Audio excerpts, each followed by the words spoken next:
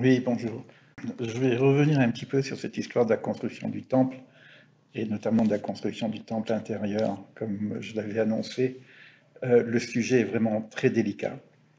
Je vais relire déjà une réponse que j'ai faite à Roland sur l'article qui se trouve dans le blog de Cabale Existentielle, et je pense qu'il faudrait qu'on revoie aussi les textes eux-mêmes pour essayer d'y comprendre un peu plus.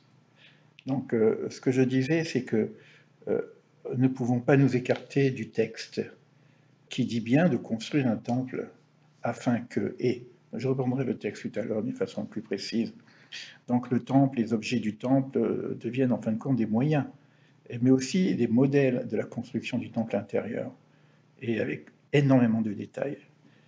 Donc le temple, comme c'est dit dans nos commentaires, est un microcosme du monde, et de même l'homme est un microcosme du temple. Et c'est un sujet tellement vaste qu'on se pose poser la question pourquoi la Torah nous décrit dans tant de paragraphes, tant de détails, de mesures, de construction du temple pour nous suffire. Est-ce que construire un temple à l'intérieur de moi, je fais du vide et puis j'accueille le divin, on pourrait dire, et plouf, et voilà, c'est réalisé. Mais ne pas, c'est pas tout à fait comme ça. On voit qu'il y a quand même. Je ne veux pas parler de complexité, je parle de précision, en tout cas. Il y a aussi cette idée d'incarnation dans le réel, dans notre monde, de la présence divine. Comme ce sujet est très complexe, ça nous demandera de revenir plusieurs fois sur les textes pour voir un peu de quoi ça parle. Si on reste dans le cadre de l'étude, puisqu'on est dans cette étude de dire on construit un temple à l'intérieur de nous-mêmes, et si on garde la base de l'enseignement de la Torah, il faudrait approfondir les textes. Qu'est-ce que le texte vient nous apprendre de la construction du tabernacle, et ensuite de la construction du temple à Jérusalem? Pourquoi cette construction? euh, Autrement, on n'y comprend rien, et on risque de penser que le temple extérieur serait une ineptie, et dans ce cas, on ferme la Torah et on passe à autre chose. Et d'ailleurs, beaucoup pensent comme ça, hein. Je vois bien, je ne vais pas parler des commentaires, mais c'est comme si on jette le bébé avec l'eau sale de la baignoire, comme on dit, hein. Alors, je veux dire par là, c'est pas parce qu'il y a, évidemment, il y a des déviances, il y a des dérives, il y a des marchands du temple, mais c'est pas pour autant que ça va réduire la valeur du temple lui-même. Si le temple ne sert plus qu'aux marchands, ou que si le temple va être l'objet de division entre les hommes, on sait que le temple a été détruit à cause de la haine gratuite, alors le temple n'a plus de sens, et puis le temple est détruit. C'est ça que je voulais partager, et non rendre caduque le principe de la construction du temple. Et ce que je disais, en fait, quand puisqu'on n'a plus de temple, il nous reste à faire de notre mieux pour la construction de notre temple intérieur, avec le modèle qui nous est décrit. Et ceci commence avant de regarder le détail, etc. Ça commence évidemment par l'amour inconditionnel entre les hommes, puisque l'idée de la construction du temple est aussi une valeur d'amour du maître du monde, qui a accepté, parce qu'on appellera un tzimtzum, une réduction de son infinité, de venir résider dans le monde, et de venir avoir une présence manifeste dans ce monde. Alors, évidemment, pour que le temple soit construit, que ce soit le temple intérieur, le temple extérieur, il faut sortir de la haine gratuite, et puis il faut se mettre dans cette idée de l'amour gratuit. Qu'est-ce que l'amour gratuit? Qu'est-ce que l'amour? Qu'est-ce qu'aimer son prochain comme soi-même? Là, il y a encore tout un travail. En tout cas, avec l'aide de Dieu, je vais essayer de revoir un petit peu dans d'autres vidéos afin d'avancer sur l'objet de notre étude, et je prendrai à ce moment-là les textes eux-mêmes. Travaillons, il y a des prières, il y a des pleurs, on ne comprend pas grand-chose. J'ai vu hier soir les vidéos sur le Kotel. C'est énorme ce qui se passe, mais qu'au moment où les soldats sont arrivés au Kotel, évidemment, par rapport à toute l'histoire que le peuple juif porte, et cet espoir de se retrouver dans cet espace, les soldats pleuraient. Et il y a un autre soldat qui a commencé à sangloter, mais ce soldat n'était pas du tout religieux. Et on lui demande: «Mais pourquoi tu pleures?» Il lui dit, écoutez, moi je pleure parce que je ne comprends pas pourquoi vous pleurez. Et quand je vous vois pleurer comme ça, j'ai compris qu'il y a quelque chose que je ne comprenais pas. Et je pense que c'est peut-être suffisant, quoi, hein. Un autre jeune parlait aussi dans une autre vidéo, euh, moi je ne vois pas pourquoi je pleure, je comprends rien. Bon, il refait un petit peu le même scénario pédagogique que j'essaye de faire. Et il disait, mais quand on regarde ces hommes assis par terre, là, hier c'était de la science-fiction, vous voyez tous ces hommes par terre, avec le masque en train de prier, de pleurer, des enfants, des vieux, euh, au cotel avec des séparations, mais qu'est-ce qu'on est en train de vivre?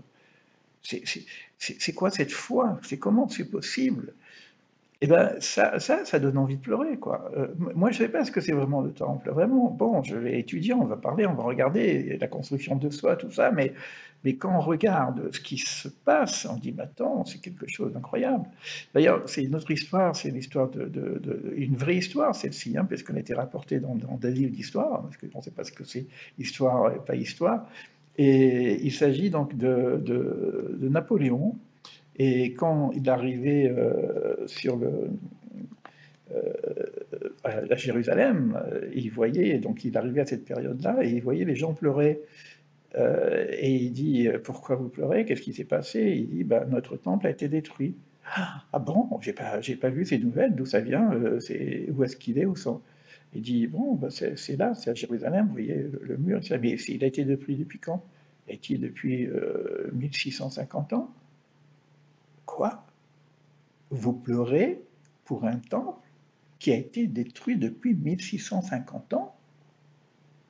Mais il ne comprenait rien. Il dit, mais écoutez, si vous avez encore cet amour, ce désespoir en même temps, et cet espoir de la reconstruction depuis 1650 ans, je crois que vous arriverez certainement à reconstruire votre temple, c'est pas possible, quoi. Bon, en tout cas, voilà ce petit partage, mais je vais, avec l'aide de Dieu, parce que je ne sais pas, parce que c'est très compliqué, hein, moi je voulais dire qu'on va essayer de faire des choses où il n'y a pas de division. Et évidemment, quand je regarde le texte lui-même, il prête confusion, donc on peut avoir différentes interprétations. Ce n'est pas le problème des différentes interprétations, c'est l'idée de dire, j'ai un texte, et si je prends ça, ce texte comme base, ben, je regarde le texte et j'essaie de comprendre le texte par lui-même. Le texte ne dit pas de ne pas construire de temple, il dit construisez un temple afin que je réside en vous.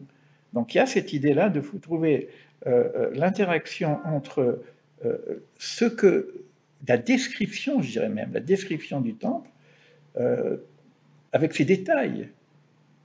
Et c'est qu'est-ce qui serait en rapport avec un processus, une forme de construction de l'être qui va être aussi un temple pour la présence divine. Voilà, donc ce n'est pas simplement une méditation, un vide en soi, passer du moi au soi, etc. Là, on est dans une démarche beaucoup plus métaphysique, beaucoup plus, je dirais aussi initiatique. Voilà, il s'agit bon, on ne sait pas ce que c'est le char divin, etc. On parle beaucoup de la Merkava, tout ça, dans la Kabbale. Donc, mais c'est pas un truc. Ben voilà, donc je fais le silence et puis j'y suis, quoi. Non, il y a quelque chose à comprendre. Donc, je vais reprendre tout à l'heure le texte, tout à l'heure, ou notre vidéo, j'en sais rien, pour essayer de partager avec vous. En tout cas, on a un petit groupe où on essaye de faire ce travail sur la construction du temple intérieur, puis on va ramasser un petit peu des graines à droite à gauche pour savoir chacun ce qu'il en pense, et puis on aura un webinaire donc jeudi prochain pour essayer de voir nos conclusions et passer à quelque chose qu'on a, on est plus pour l'instant dans la théorie, pour passer pour quelque chose peut-être de plus pratique. Et évidemment, ce qu'on a en main, on n'a pas grand-chose, hein. Si je regarde les procédures bibliques, hein, je veux dire bien, sinon, bon, ce qu'on a fait pendant 49 jours sur l'arbre de vie, peut-être les lettres hébraïques, en tout cas, c'est pas quelque chose qui va se faire une séance, il faut être clair là-dessus. On est en train de construire aussi un programme. moi, je dis un programme pas de quelques mois non plus, je dirais le programme d'une vie, parce que c'est peut-être l'essentiel. Je ne sais pas, moi, je travaille beaucoup sur le sens de la vie. J'ai écrit un livre sur l'enquête sur le sens de la vie.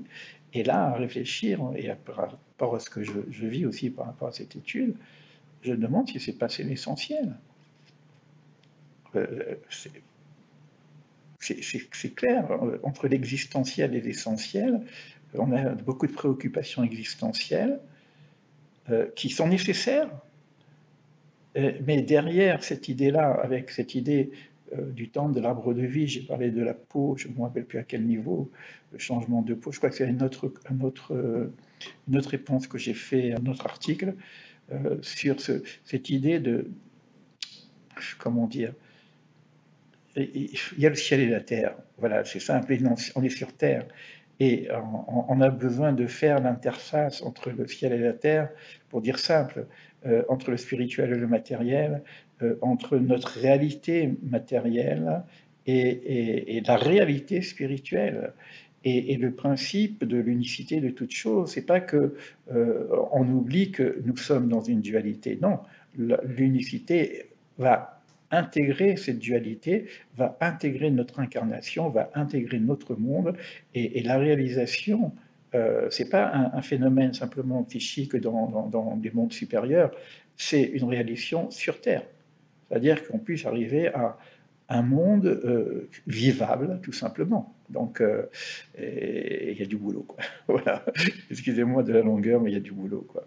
Donc, en tout cas, ça sera beaucoup plus long parce qu'on a pour quelques vies avec cette histoire-là. On a déjà eu quelques vies et puis on avance. Allez, à bientôt sur les textes à ce moment-là. Je vais prendre quand même les textes parce que sinon, on n'y comprend plus rien, quoi.